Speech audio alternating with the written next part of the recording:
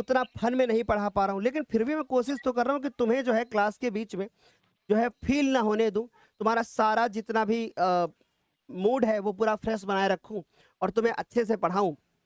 और बीच-बीच में मैं ट्राई भी कर रहा हूँ कि बीच-बीच में आपको मैं गाना गा के सुनाऊँ, डांस करके दिखाऊँ, तुमको हर चीज़ बहुत अच्छी तरीके से करूँ।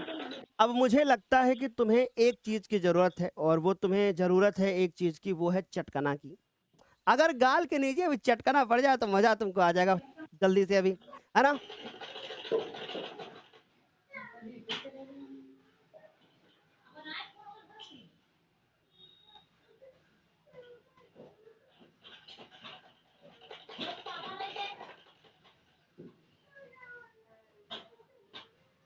सर एक ऐसा सवाल बता दो जो पेपर में कल आ जाए। एक की बात कर रहे हो, 5 बताता हूँ।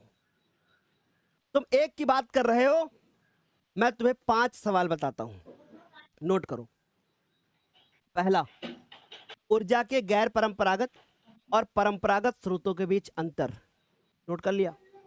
अगला, उत्पत्ति और समाप्यता के आधार पे संसाधनों का वर्गीकरण। दूसरा, भारत में किसी एक फसल के बारे में आप वर्णन करके बताइए कि उसकी उसका उसका इस तरीके से वर्णन करिए कि कौन से महीने में वो पैदा होती है, यानी उसका क्या संतुलन होता है उसके बारे में बताइए आप। जैसे आप गेहूं, गन्ना, धान के बारे में बताओगे। 3 सवाल हो गए। चौथा सुनो, देखते रहना। चौथा भूगोल से ही बताऊं या किसी और से बताऊं? चौथा बताऊं, खनिज ऊर्जा संसाधन से आप क्या समझते हैं, या लौह अयस्क से आप क्या समझते हैं, और भारत में लौह अयस्कों का आप संक्षिप्त वर्णन कर दो। चौथा सवाल। पांचवा सुनो, भारत एक कृषि प्रधान देश है। भारत एक कृषि प्रधान देश है, कारण सहित स्पष्ट कीजिए। ये 5 सवाल तुम्हारे भूगोल के बताए हैं।